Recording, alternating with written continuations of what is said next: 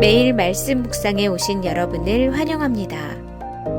가을의 풍성한 열매처럼 하나님의 말씀으로 가득 채워지는 하루 되십시오.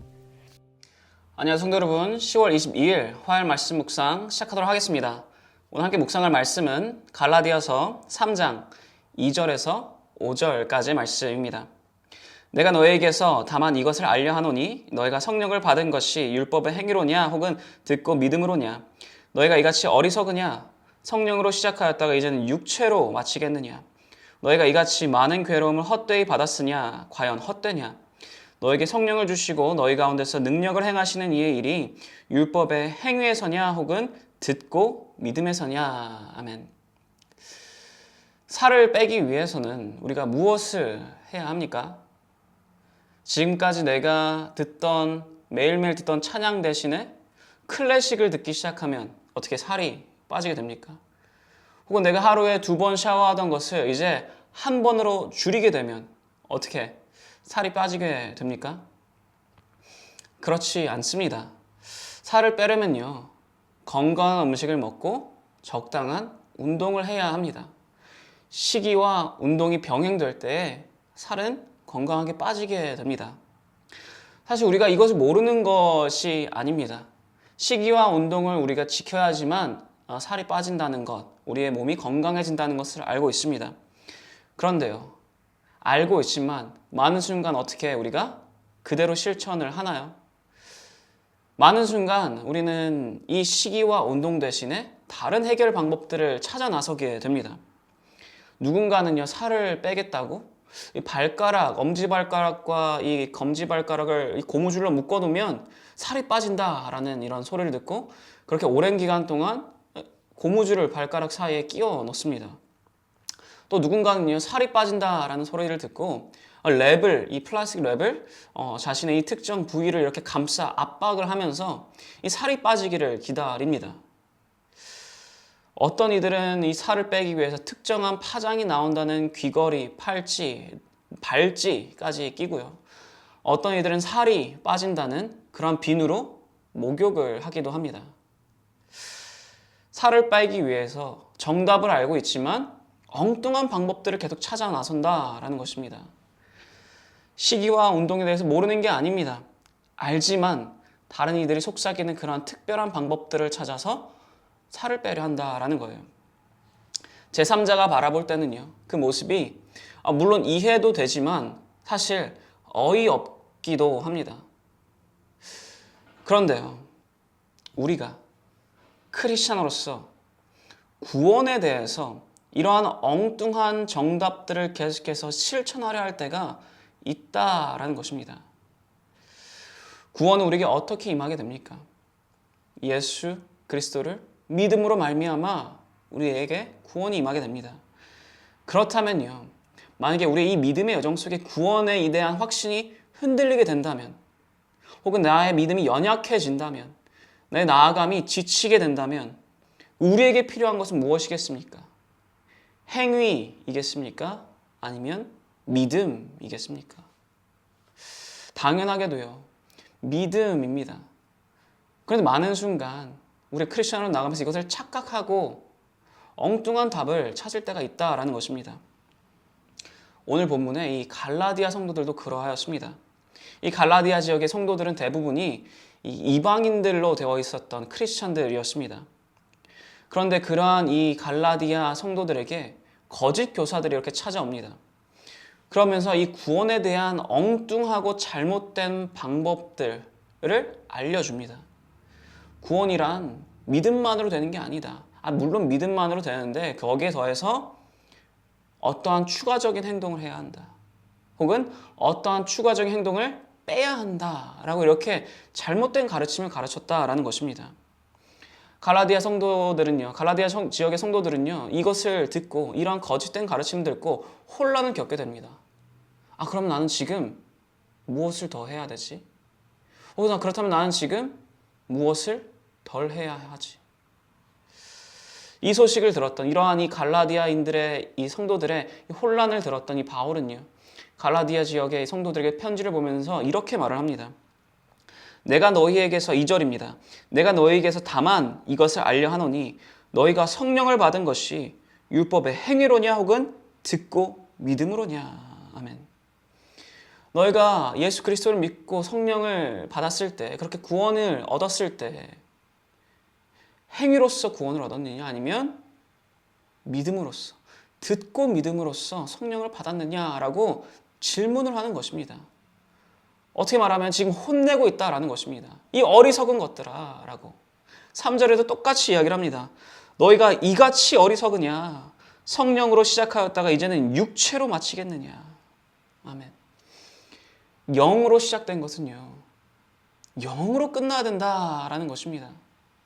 믿음으로 시작되었다면요, 믿음으로 끝이 나야 된다라는 것입니다. 이것은 단순히요, 구원이 어떻게 시작됐냐만을 지금 바울이 이야기하는 것이 아닙니다. 구원의 여정을 어떻게 나아가야 하는가를 말하고 있는 것입니다. 갈라디아 성도들은요, 지금 이 편지를 받고 있었던 갈라디아 성도들은요, 이미 크리스찬입니다. 이미 구원이 임한 자들입니다. 예수 그리스도를, 복음을 믿는 자들입니다. 믿음의 여정을 이미 시작한 자들입니다. 이들이 지금 믿음이 없어서 행위를 찾고 있는 것이 아닙니다. 오히려 믿음은 있지만 그 믿음이 약해져서, 연약하여져서, 혹은 구원에 대한 확신이 어느 순간 흔들리게 되어서 지금 다른 방법을 찾고 있다라는 것입니다.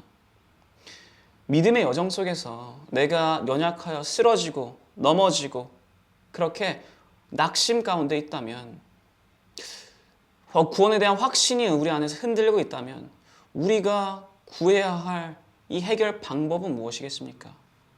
내가 이것을 해결하기 위해서 찾아야 할 솔루션은 무엇이겠습니까?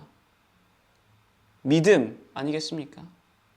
믿음으로 시작된 것은 끝까지 믿음으로 해결해야 될 것 아니겠습니까? 믿음으로 시작된 일, 믿음을 구해야 된다라는 것입니다. 우리도 마찬가지입니다. 지금 우리의 이 믿음의 여정 속에서 우리가 쓰러지고 넘어지고 약해질 때가 분명 있습니다. 그런데 그때 우리가 해야 할 일은요, 믿음을 구하는 일이 되어야 되는 것입니다. 많은 크리스천들이 이것을 착각합니다. 믿음이 약해지니 어느 누군가는요, 무언가를 더 하려고 합니다. 믿음이 약해지니 아침에 일찍 일어나야겠다. 그렇게 하루를 헛되이 보내지 말아야겠다. 믿음이 약해지니 내가 더 불우이웃을 도와야겠다. 그렇게 내가 더 구원에 대한 확신을 가져야겠다. 또 어떤 이들은 믿음이 약해지니 오히려 더 적게 일을 하려 합니다. 내가 지금 믿음이 약하니 이것은 그만두고 저것은 그만두고 이것도 그만두고 저것도 그만두고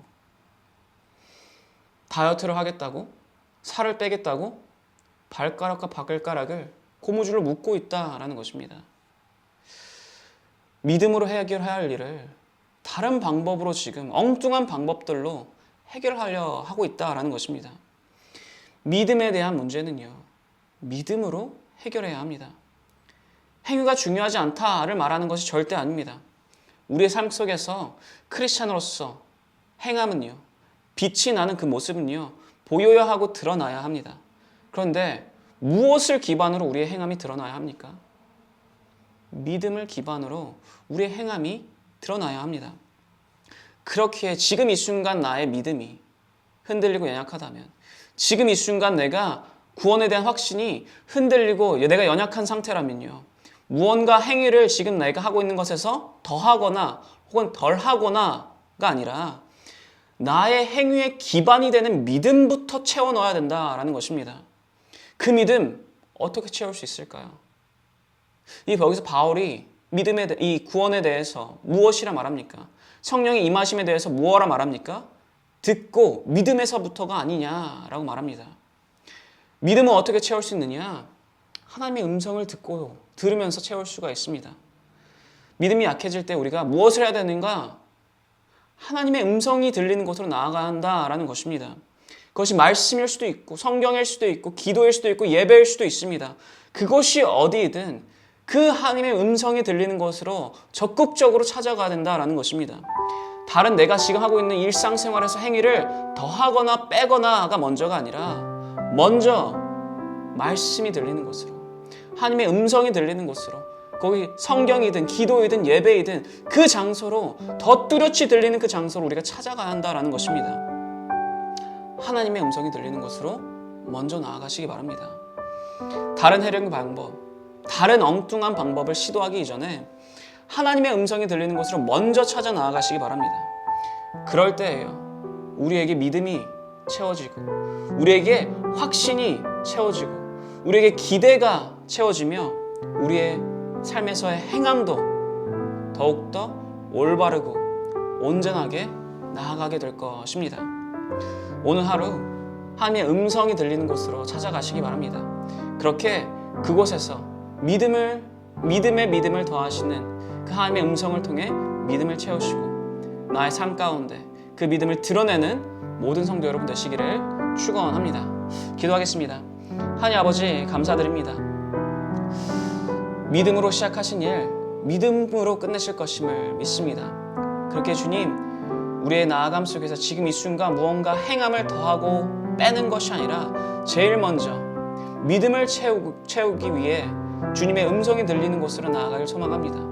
말씀으로, 기도로, 예배로 나아가길 소망합니다. 그 자리에서, 그곳에서, 그 상황에서 음성으로 우리에게 믿음을 채워주십시고 더욱더 이 믿음, 채워진 믿음으로 기대를 가지고 소망을 가지고 오늘 하루 행함을 드러낼 수 있는 그러한 주님의 어린 양들 될 수 있도록 인도하여 주셔서 감사드립니다. 이 모든 기도 살아계신 예수 그리스도 이름으로 기도드렸사옵나이다. 아멘. 화요일 기도 제목으로 기도하기를 바랍니다. 첫 번째로 다 함께 기도하였으면 하는 것은 교육자분들의 가정과 사역을 위해서 기도해 주시기 바랍니다.